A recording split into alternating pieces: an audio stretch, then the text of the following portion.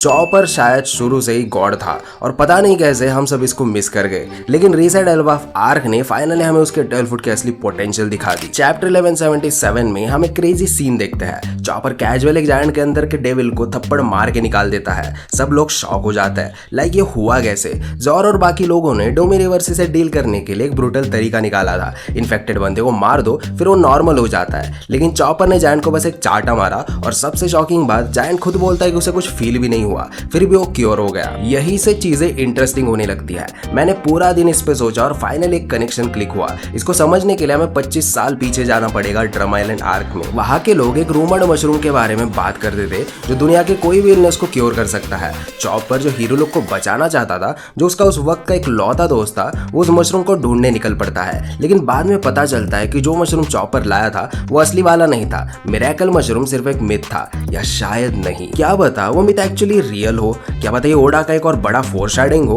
और क्या पता ये रूमर इतना रैंडम भी ना हो। शायद किसी और को भी इसके बारे में पता था। शायद ब्लैकबीर्ड भी ड्रम आइलैंड इसी वजह से आया था, एक ऐसे टेलफुट को पाने के लिए जो ईमो के डोमी रिवर्सी जैसे पावर को काउंटर कर सके। उसका ड्रम आइलैंड पर अटैक हमेशा थोड़ा सस्पिशियस लगा है, जैसे स्टोरी में कुछ और भी छुपा हुआ हो। अब डॉट्स कनेक्ट करो। चॉपर का सो कॉल्ड हीतो बिल्कुल मशरूम जैसा दिखता है, तो क्या बताओ मिरेकल मशरूम एक्चुअली चॉपर का टेलफुट ही हो। अब इसको प्रेजेंस से कनेक्ट करो। क्या पता ईमो का डोमी रिवर्सी कोई पावर नहीं बल्कि एक डिजीज हो, और चॉपर ने उसे फाइट नहीं किया, उसे क्योर कर दिया।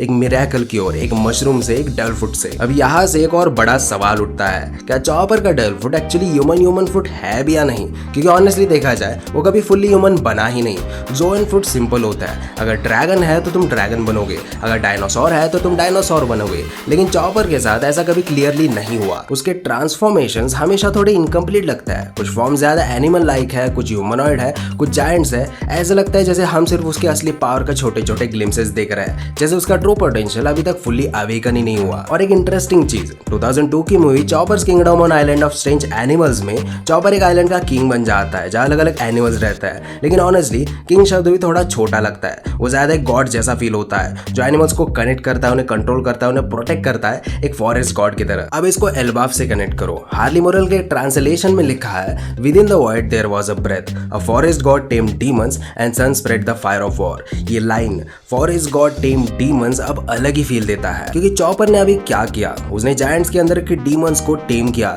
नॉट बाय फोर्स बल्कि उन्हें क्योर करके, बिल्कुल एक फॉरेस्ट गॉड की तरह।